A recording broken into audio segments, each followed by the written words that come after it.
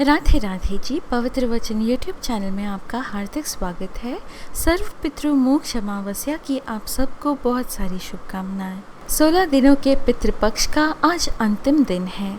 सर्व पितृ अमावस्या को आश्विन अमावस्या, बड़मावस और दर्श अमावस्या भी कहते हैं।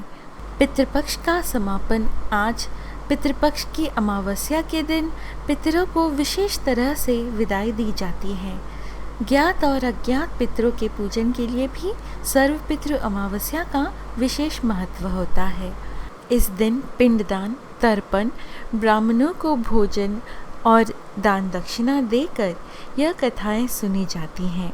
इससे पितरों को शांति और तृप्ति मिलती है, साथ ही पितृदोष समाप्त होता है। आइए यह कथाएं श्रवण करें, परंतु उससे पहले हमेशा की तरह ओम नमो भगवते वासुदेवाय लिखकर अवश्य कमेंट करें। सर्व पितृ अमावस्या की कथा। पौराणिक मान्यता के अनुसार श्रेष्ठ पितृ अग्निश्वात और बृहस्पति की मानसी कन्या अक्षोदा घोर तपस्या कर रही थी। वह तपस्या में इतनी लीन थी कि देवताओं के 1000 वर्ष बीत गए। उनकी तपस्या के तेज से पितृलोक भी प्रकाशित होने लगा। प्रसन्न होकर सभी श्रेष्ठ पितृगण अक्षोदा को वरदान देने के लिए एकत्र हुए। उन्होंने अक्षोदा से कहा कि हे पुत्री, हम सभी तुम्हारी तपस्या से अति प्रसन्न हैं, इसलिए जो चाहो वर मांग लो। लेकिन अक्षोदा ने पितरों की तरफ ध्यान नहीं दिया। वह उनमें से एक अति तेजस्वी पितृ अमावसु को अपलक निहारती रही। पितरों के बार बार कहने पर उसने कहा, हे भगवान, क्या आप मुझे सचमुच वरदान देना चाहते हैं? इस पर तेजस्वी पितृ अमावसु ने कहा, हे अक्षोदा, वरदान पर तुम्हारा अधिकार सिद्ध है, इसलिए निस्संकोच कहो। अक्षोदा ने कहा, भगवान, यदि आप मुझे वरदान देना ही चाहते हैं तो मैं तक्षण आपके साथ का आनंद चाहती हूँ। अक्षोदा के इस तरह कहे जाने पर सभी पितृ क्रोधित हो गए। उन्होंने अक्षोदा को श्राप दिया कि वह पितृलोक से पतित होकर पृथ्वी लोक पर जाएगी। पितरों के इस तरह श्राप दिए जाने पर अक्षोदा पितरों के पैरों में गिरकर रोने लगी। इस पर पितरों को दया आ गई। उन्होंने कहा कि अक्षोदा, तुम पतित योनि में श्राप मिलने के कारण मत्स्य कन्या के रूप में जन्म लोगी। भगवान ब्रह्मा के वंशज महर्षि पाराशर तुम्हें पति के रूप में प्राप्त होंगे। तुम्हारे गर्भ से भगवान व्यास जन्म लेंगे। उसके उपरांत भी अन्य दिव्य वंशों में जन्म लेते हुए तुम श्राप मुक्त होकर पुनः पितृलोक में वापस आ जाओगी। पितरों के इस तरह कहे जाने पर अक्षोदा शांत हुई। अपने तेज एवं सौंदर्य से अप्सराओं को भी लज्जित करने वाली अक्षोदा के प्रणय निवेदन को अस्वीकार किए जाने पर सभी पितरों ने अमावसु की प्रशंसा की और वरदान दिया, हे अमावसु, आपने अपने मन को भटकने नहीं दिया, इसलिए आज से यह तिथि आपके नाम अमावसु के नाम से जानी जाएगी। ऐसा कोई भी प्राणी जो वर्ष में कभी भी श्राद्ध तर्पण नहीं करता है, अगर वह इस तिथि पर श्राद्ध पर करेगा तो उसे सभी तिथियों का पूर्ण फल प्राप्त होगा। तभी से इस तिथि का नाम अमावसु यानी कि अमावस्या हो गया और पितरों से वरदान मिलने के फल स्वरूप अमावस्या को सर्व पितृ श्राद्ध के लिए सर्वश्रेष्ठ पुण्य फलदायी माना गया। दोस्तों, यह थी सर्व पितृ अमावस्या की पौराणिक कथा। कहा जाता है कि सर्वप्रथम श्राद्ध करने की शुरुआत महावीर कर्ण ने ही की थी। कथा इस प्रकार है। महाभारत काल के सबसे बड़े दानवीरों में कर्ण का नाम सर्वोपरि था। हिंदुओं के धार्मिक ग्रंथ महाभारत के अनुसार महावीर कर्ण हर रोज गरीबों और जरूरतमंदों को स्वर्ण व कीमती चीजों का दान किया करते थे। लेकिन महाभारत के युद्ध के दौरान जब उनकी मृत्यु हुई तो वे स्वर्ग पहुंचे। वहां जब भोजन का समय हुआ तो भोजन के रूप में उन्हें हीरे, मोती, स्वर्ण, मुद्राएं व रत्न आदि खाने के लिए परोसे गए। इस प्रकार का भोजन मिलने की उन्हें बिल्कुल उम्मीद नहीं थी, इसलिए इस तरह का भोजन देख उन्हें बहुत बड़ा झटका लगा और उन्होंने स्वर्ग के अधिपति इंद्रदेव से पूछा, सभी अन्य लोगों को तो सामान्य भोजन दिया जा रहा है, तो फिर मुझे भोजन के रूप में स्वर्ण, आभूषण, रत्नादि क्यों परोसे गए हैं? कर्ण का ये सवाल सुनकर इंद्रदेव ने कर्ण से कहा, इस बात पर कोई संदेह नहीं है कि आप धरती के सबसे बड़े दानवीरों में भी सर्वोपरि थे और आपके दरवाजे से कभी भी कोई भी खाली हाथ नहीं गया। लेकिन आपने कभी भी अपने पूर्वजों के नाम पर खाने का एक दान नहीं किया।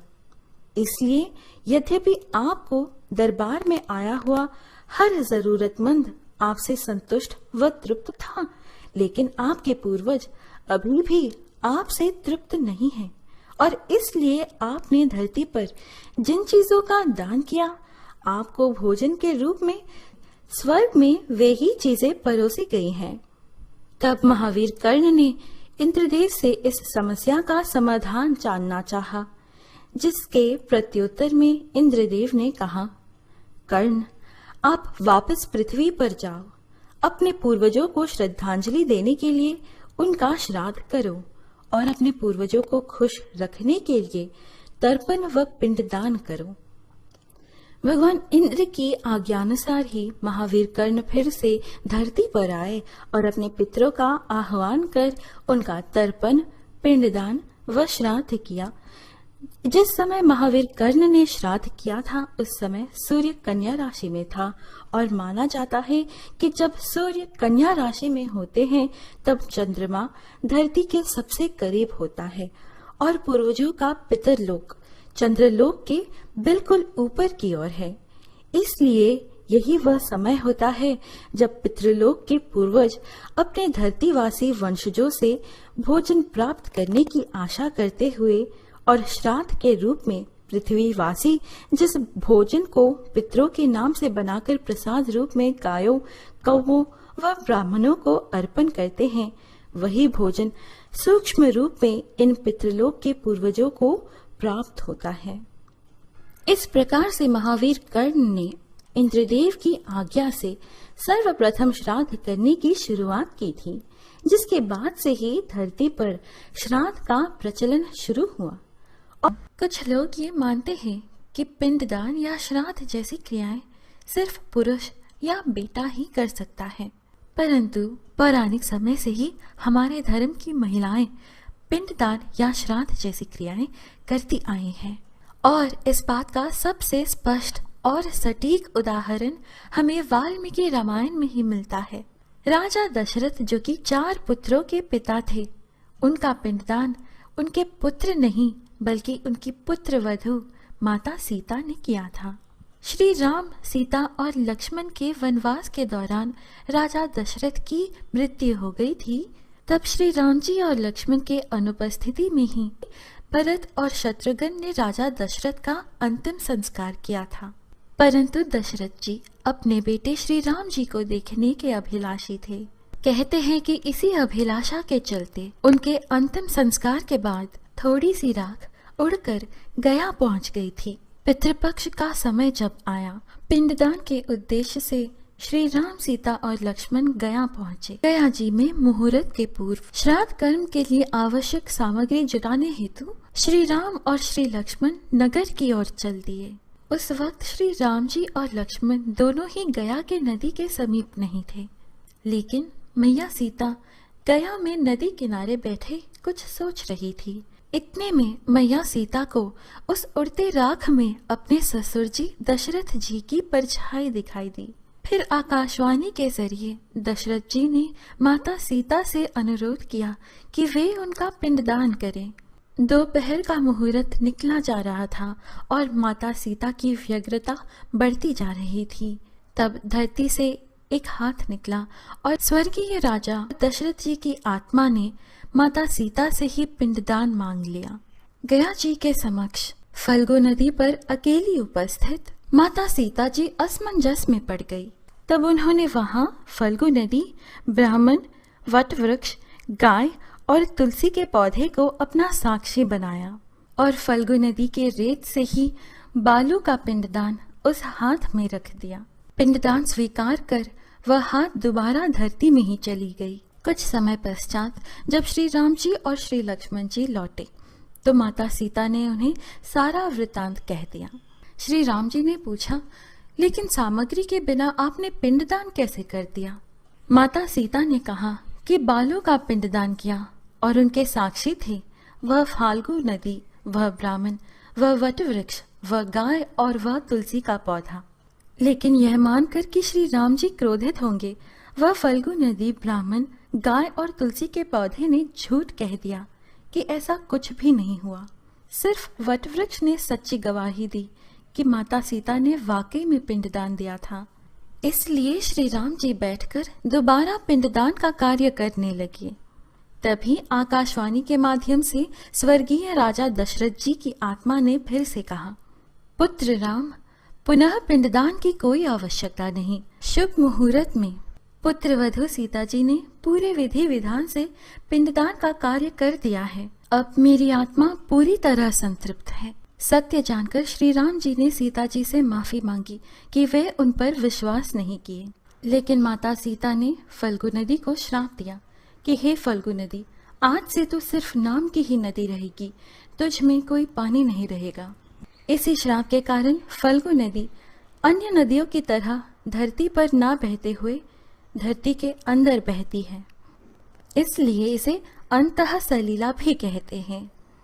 ब्राह्मण को श्राप दिया कि वह कभी भी संतुष्ट नहीं होगा और गाय को श्राप दिया कि जिस मुख से उसने झूठ कहा उस मुख की कभी पूजा नहीं होगी। तुलसी के पौधे को श्राप देने के कारण आज भी गया जी में तुलसी का पौधा नहीं दिखता।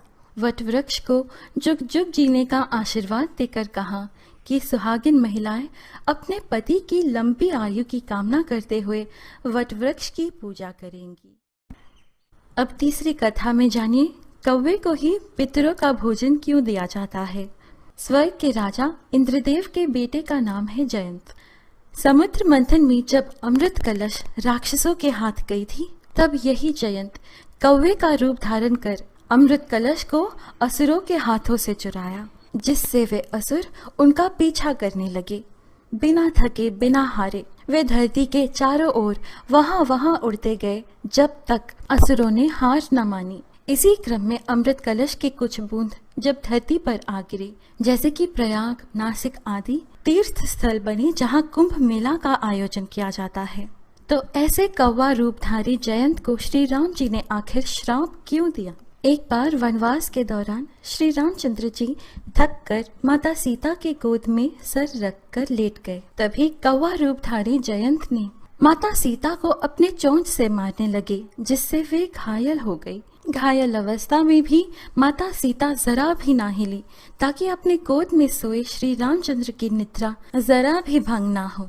लेकिन उनके खून का एक बूंद जब श्री रामचंद्र जी के माथे पर गिरा तब वे जाग उठे और देखते हैं कि जयंत ने माता सीता को घायल कर दिया।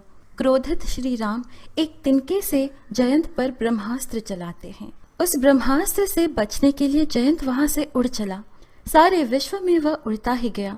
स्वर्ग पहुंचकर अपने पिताजी इंद्रदेव से और स्वर्ग के अन्य देव देवताओं से भी निवेदन की कि कोई उनकी रक्षा करे। तब इंद्रदेव ने कहा कि जब श्री रामचंद्र जी ही तुम पर क्रोधित हुए हैं तब तुम्हें कोई नहीं बचा सकता, जाकर उन्हीं से माफी मांगो। तब जयंत जा पहुंचते हैं श्री राम जी के पास और माफी मांगते हैं। तब श्री रामचंद्र जी कहते हैं कि ब्रह्मास्त्र को वापस लेना तो नामुमकिन है।